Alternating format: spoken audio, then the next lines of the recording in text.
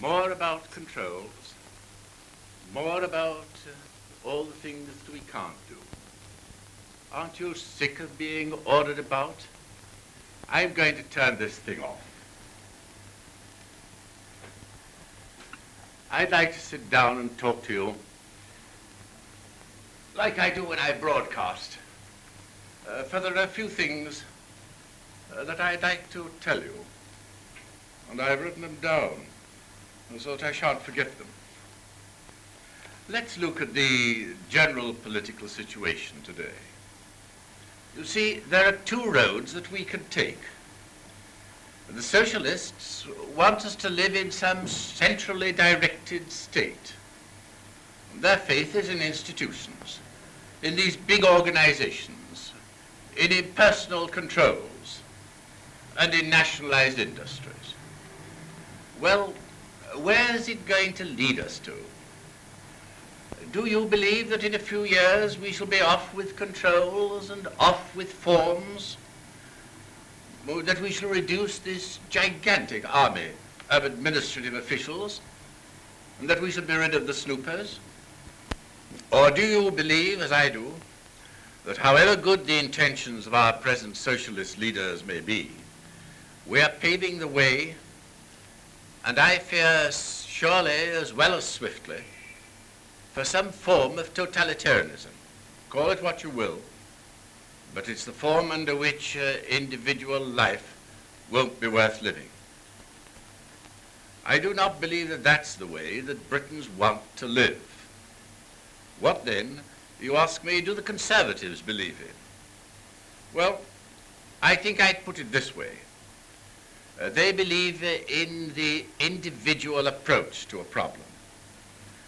As a party, our policy as Conservatives would be to leave commerce as far as possible free from restrictions. But when I say that, I don't mean that we should leave every man for himself and let the devil take the hindermost. It's the business of government to see that industrial standards and welfare standards are high.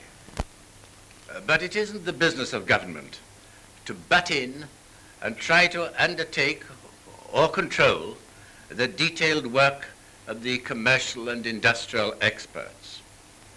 Well, all this is Conservative policy. You'll find it written in the Conservative Industrial Charter. There you'll find a policy that will give the workers a much better deal and a happier life, I think, than they are likely to get out of nationalization. It's humanity that we want in industry, not nationalization. The Conservatives would give the builders a chance to show their mettle instead of giving them directions and regulations. We should give them a chance of building houses so that people could buy them if they wanted to do so. We don't all want to be tenants of council houses, and that's what we mean by a property-owning democracy.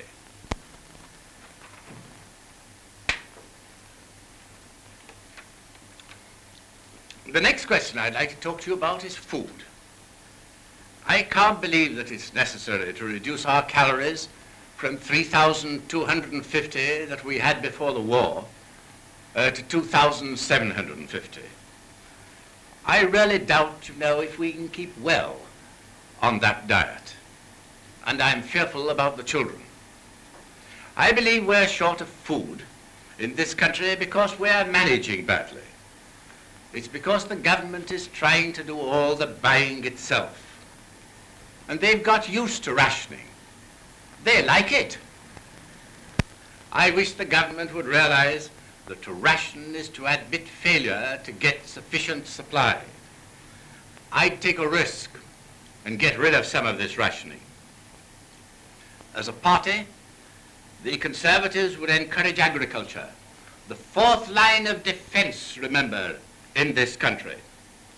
We would encourage the import of feeding stuffs, and so increase our supplies of homegrown meat and pigs and poultry. That's the way to get rid of black markets, by more production.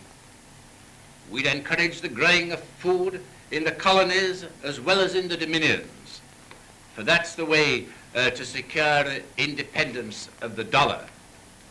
We'd mobilize the whole building industry to build houses, and we'd apply the principles of the industrial charter to our manufacturing businesses. There's one more thing that I'd like to say. We are not a party of any class, and I've the best possible proof that we're not. When I asked for £1 million for the Conservative Party funds, my post bag was filled to overflowing with the contributions of people who sent in their shillings and their pence. All classes of the country joined in and gave me the vast sum for which I asked.